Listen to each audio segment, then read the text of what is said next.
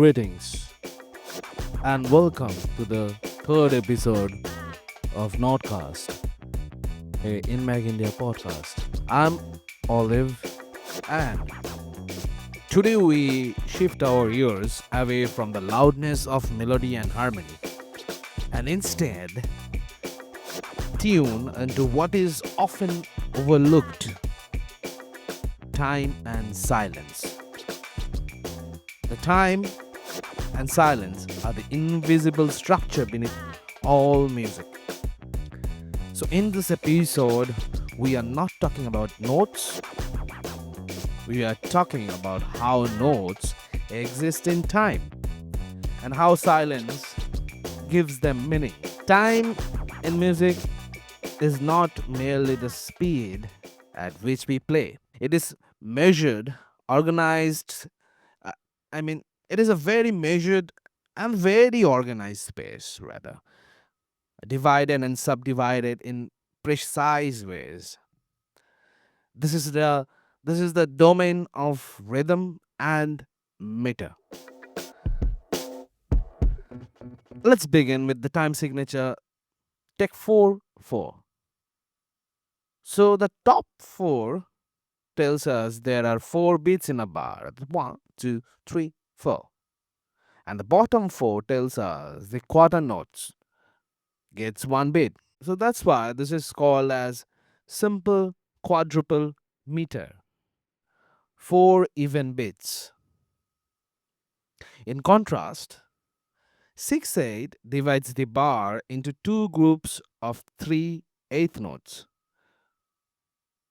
So it's a compound duple meter felt as 1, 2, 3, 2, 2, 3. Just like that.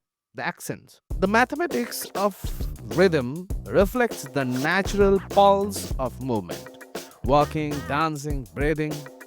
From here, music introduces note values: whole, half, quarter, eighth, sixteenth, each with exact durations relative to the beat, and combinations such as dotted notes adding half the value, ties connecting durations across beats, and tuplets, that is dividing notes into irregular groupings.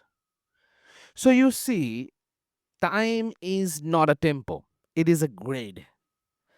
It is a proper grid, a theoretical skeleton over which music breathes and unfolds. Now let's talk about the silence. It is a concept with deep emotional and structural function. In music theory, silence is not emptiness, remember. It is measured and written as rest.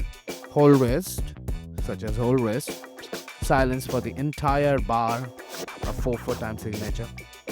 Half rest, quarter rest, eighth rest, all calibrated precisely, just like notes. We also encounter fermata, a pause held longer than written, noted as an arc over a dot. It invites the performer to suspend the time. Then there's a caesura marked with two diagonal lines, a complete sudden break in the sound, sometimes called railroad tracks. It is like a gasp in a conversation. So silence also structures phrasing. Think of a musical phrase like like a sentence. It needs commas and full stops.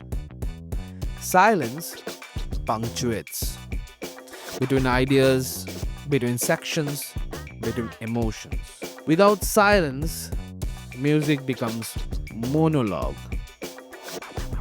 With silence, it becomes dialogue between sound and space. Now, as music becomes longer, time and silence define its form, the architecture of a composition. A 4-bar phrase followed by another 4-bar phrase creates balance, a symmetry, A pause between them creates tension and expectation.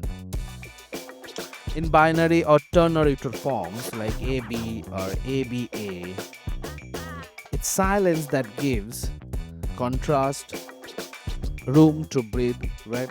We don't just hear the change, we feel it because of what was not played in between.